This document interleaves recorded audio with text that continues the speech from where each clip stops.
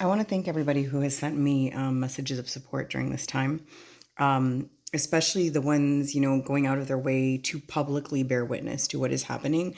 Some are people who know me in real life, and many are also people who have met me through me sharing this journey or through our conversations on this app.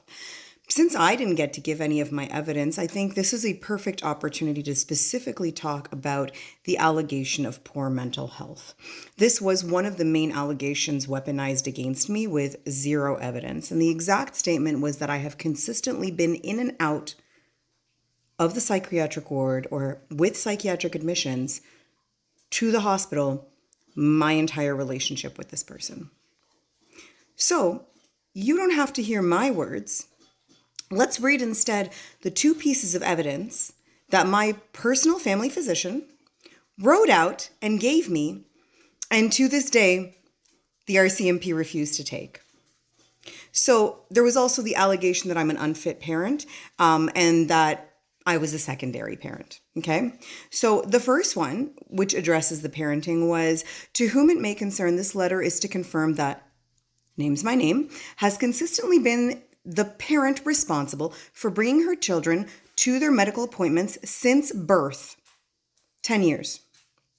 The children have attended appointments at our clinic regularly throughout their lives. I have never had any concerns regarding my ability to care for her children or regarding their overall well-being.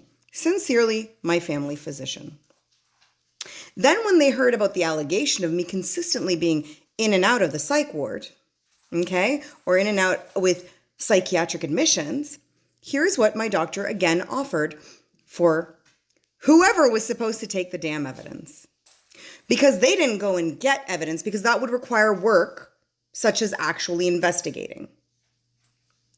To whom it may concern, names me, has had one psychiatric admission during the period she has been under my care, which was since June 2011, from June 8th to June 12th, 2014. She consistently attends scheduled appointments with me, follows medical recommendations, and takes prescribed medications as directed. She currently carries a diagnosis of ADHD, for which she is receiving treatment. She has a past history of depression and adjustment disorders, anxiety, so on. Typically happens with relational violence. An anxious mood. She is also followed by a psychology team specializing in trauma, PTSD. Please refer to their reports for further details. And I have those as well.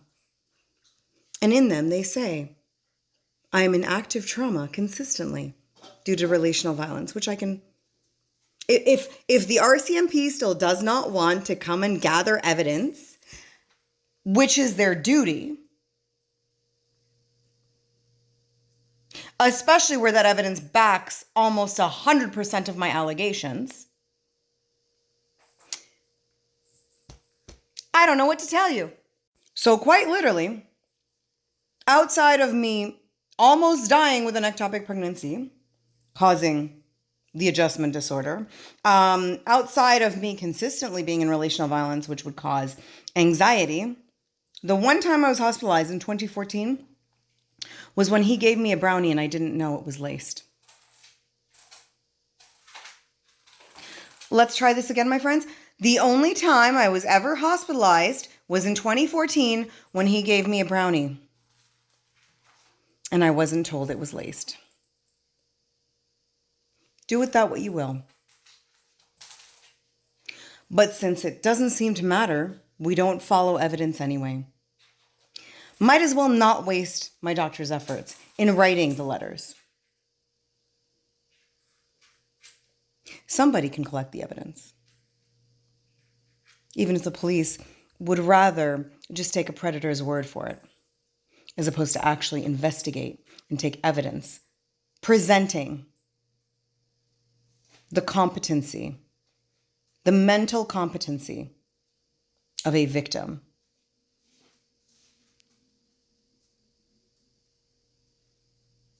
So I remind you all again, today, I am mentally fit.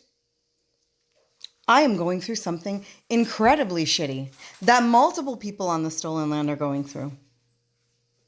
Multiple mothers on the stolen land are going through.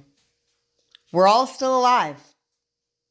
My coping methods are repairing the house that was trashed, not by me, and going to the gym and eating well, and reading.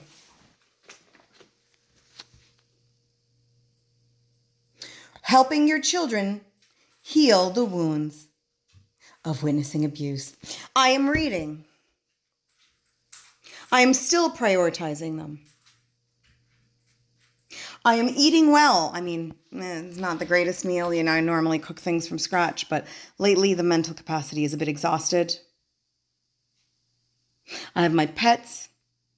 My house is clean. I don't have any pest infestations. My car is cared for and regularly serviced, and so is my home. I have many friends who are checking in to make sure I'm okay regularly. And they keep me company, and we have laughs together. And we survive the situation. I have beautiful friends who comment on my content, who witness what is happening to me, all while struggling with their own suffering of all sorts, types. I have floofs that are floofing all around me.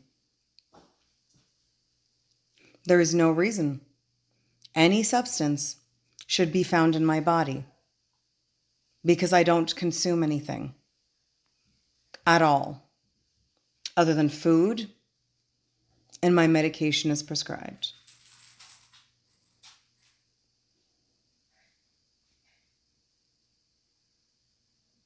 It's really sick